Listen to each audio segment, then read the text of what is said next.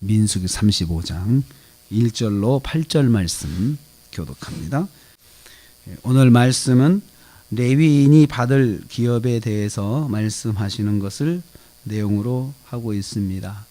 각 지파는 지파별로 땅을 기업으로 이제 다 받게 돼 있지만 레위인은 특별히 땅을 기업으로 받는 것이 아니었습니다. 레위인은 어떻게 그러면 하느냐 하면은 첫째로 보면 레위인은 거주할 성읍과 초장만 받게 했습니다. 그러니까 이 거주할 집, 그 담당해야 할 성읍 안에 집을 하나 하고 그 다음에 그 성 밖에는 그 목초지만 받게 했습니다. 레위인은 민수기 26장 62절에 보면은 23,000명이었습니다. 23,000명의 레위인은 땅을 기업으로 받지 않고 거주할 성읍과 초장만 허락되었습니다.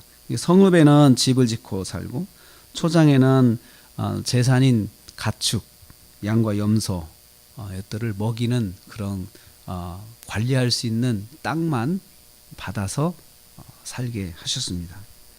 모두가 땅을 받는 기쁨이 있지만 레위인은 최소한의 집과 최소한의 재산을 둘 곳만 허락을 받았습니다. 그것도 각 지파별로 헌신해서 내놓고 그렇게 해야 받을 수가 있었습니다. 만약에 이제 각 지파에서 그 약속을 지키지 않으면 어쩔 수가 없는 걸 받지 못하는 거죠. 레위인은 이스라엘 지파 가운데 흩어져 살면서 거주할 집과 최소한의 재산을 관리할 목초지만 허락을 받고 사는 거죠. 그래서 오직 주의 일에만 전념하라 이거예요. 주의 일에만 전념해서 살라고 그렇게 하신 거죠.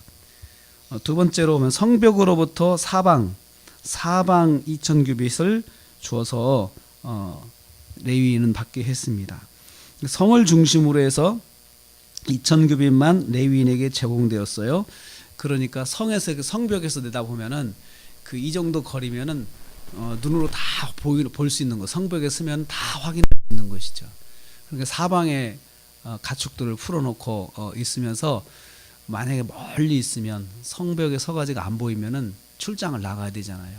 자기가 관리해야 되니까 어차피 나가야 되는데 성벽에 서서 이렇게 보면 다 보이는 거죠. 약 뭐 10리 정도의 거리는 다 보이거든요. 눈으로 가시적으로 다 보이거든요. 그래서 그 정도의 그런 공간을 목초지만 좋은 곳이죠. 사실은 좋은 곳이죠. 성에서 가까운 곳이니까 거기다가 이렇게 두게 한 것이죠. 그래서 레위인은 각각 거주할 성읍을 떠나지 않고 그리고 그 성읍에서 할 일이 그 백성들을 신앙지도 하는 거거든요. 성경적으로 살도록 말씀을 가르치고 하는 또 제사 드리고 할 때 그 도와주는 그런 일들을 해야 하기 때문에 아주 그 재산을 관리하는 일은 쉽게 할 수 있도록 그렇게 편의를 봐주라라고 그렇게 한 것입니다. 그래서 자기 성읍을 떠나지 말라는 그런 뜻입니다. 떠나지 말고 있어라. 대신 이제 각 성읍별로 ht어져 살아야 되겠죠. 이스라엘 백성 안에 각 다른 지파들은 자기 지파별로 모여 살지만 레위 지파만큼은 성읍에 뿔뿔이 흩어져 가지고 자기가 감당할 그 사역지 중심으로 해서 살게끔 한 것입니다.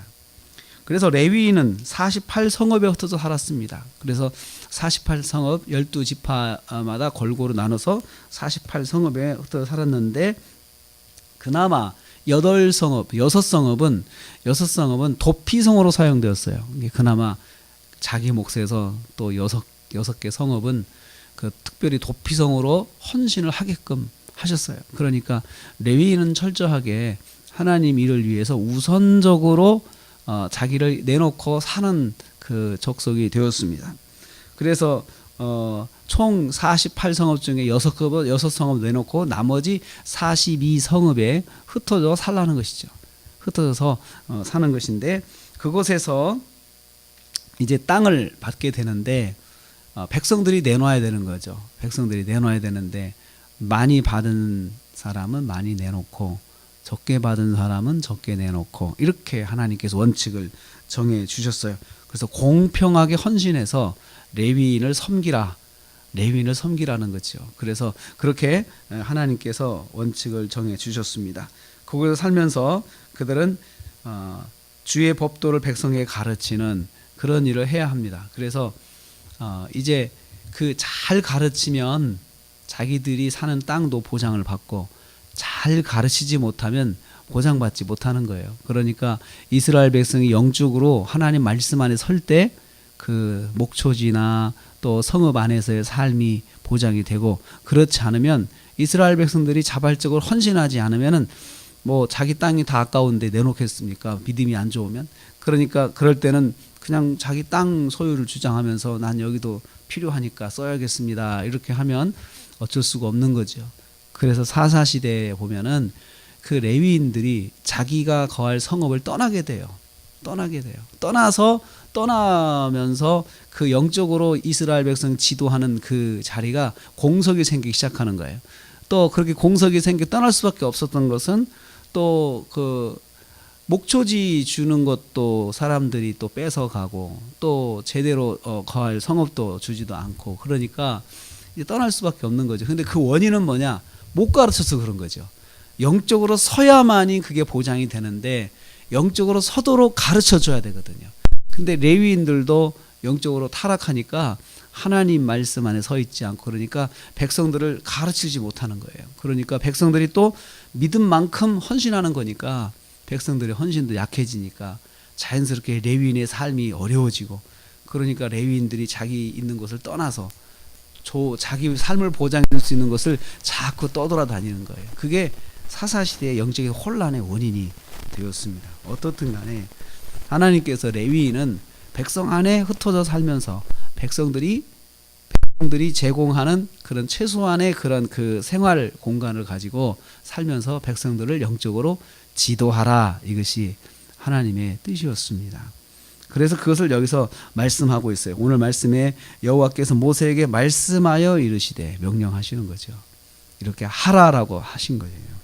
그래서 레위인은 특별히 하나님께서 레위인의 기업에 대해서, 레위인은 이렇게 백성들로부터 헌신 받아가지고 백성들 안에 살면서 영적인 지도자 역할을 하라, 이것이 레위인에 대한 하나님의 뜻이었습니다.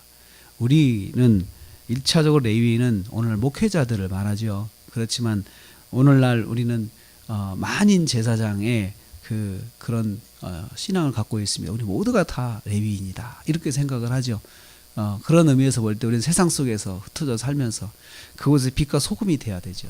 빛과 소금이 되지 못하면 우리가 거기에서 쫓겨나게 되는 거죠.